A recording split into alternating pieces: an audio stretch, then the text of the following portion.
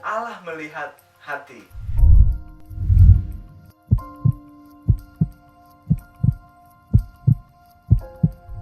Sahabat muda, dalamnya laut bisa diukur, tapi dalamnya hati, siapa yang tahu? Apalagi kalau itu adalah hati wanita, kita butuh upaya yang keras untuk dapat memahami hati wanita. Tetapi saat ini, kita tidak akan belajar tentang hati wanita, tetapi kita masih belajar dari kisah kehidupan Raja Daud. Daud adalah Raja Israel yang kedua. Sebelumnya, Israel dipimpin oleh seorang raja yang bernama Saul. Alkitab mencatat bahwa Saul adalah seorang yang sangat tampan. Tidak ada di antara orang Israel yang melebihi ketampanan Saul. Dan bukan hanya itu, Saul juga adalah seorang yang paling tinggi. Dari bahu ke atas, dia lebih tinggi daripada setiap orang yang ada di bangsanya. Jadi kalau kita melihat secara fisik, Saul memang adalah orang yang tepat untuk menjadi Raja Israel. Setidaknya itu juga ya yang dipikirkan oleh Samuel.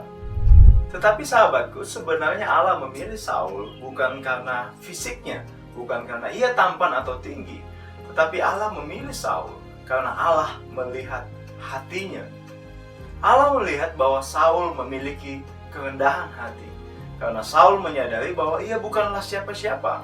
Ia menyadari bahwa ia berasal dari suku Benyamin, suku yang paling kecil di antara bangsa Israel, dan dia juga menyadari bahwa kaumnya bukanlah kaum yang terpandang. Oleh sebab itu ia merasa tidak pantas untuk menjadi seorang raja. Nah sahabat muda, sayang sekali kerendahan hati Saul itu hilang bersamaan dengan kekuasaan dan kemenangan-kemenangan yang dia peroleh ketika dia menjadi Raja Israel. Sehingga kemudian Allah menolak dia menjadi raja.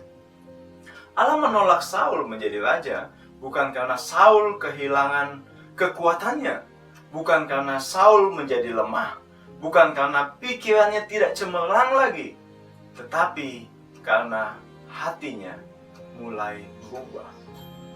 Ia tidak lagi mau mendengarkan perintah Tuhan. Sehingga kemudian Allah menyuruh Samuel untuk pergi ke Bethlehem dan mencari pengganti Saul. Dan ketika Samuel melihat Eliab, kakak pertama Daud, ia sangat kagum. Dan dia berkata di dalam hatinya, sungguh di hadapan Tuhan sekarang berdiri orang yang diurapinya. Eliab adalah seorang prajurit.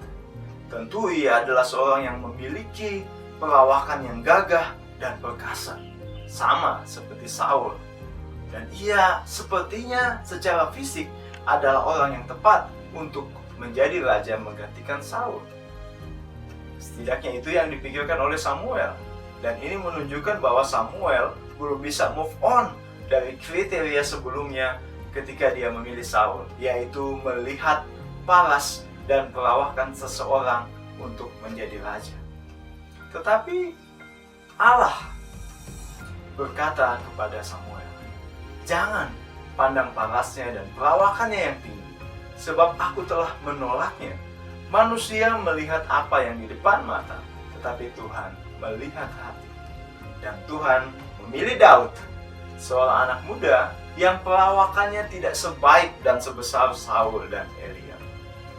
Nah sahabat muda yang diberkati oleh Tuhan, kita harus bersyukur kalau kita diberikan kesempatan oleh Tuhan untuk melayaninya dimanapun itu. Baik di gereja, di sekolah, di tengah masyarakat. Itu adalah sebuah kesempatan berharga yang mungkin tidak dimiliki oleh semua orang. Namun jangan salah, kamu harus tetap ingat bahwa kamu dipilih Tuhan dalam pelayanan atau pekerjaan atau jabatan atau tanggung jawab itu karena Allah melihat jauh dalam kedalaman hatimu. Dan Allah ingin melakukan sesuatu melalui hidupmu. Allah melihat bahwa kamu memiliki hati yang tulus, hati yang mau melayani, hati yang mau bekerja untuk kepentingan orang banyak.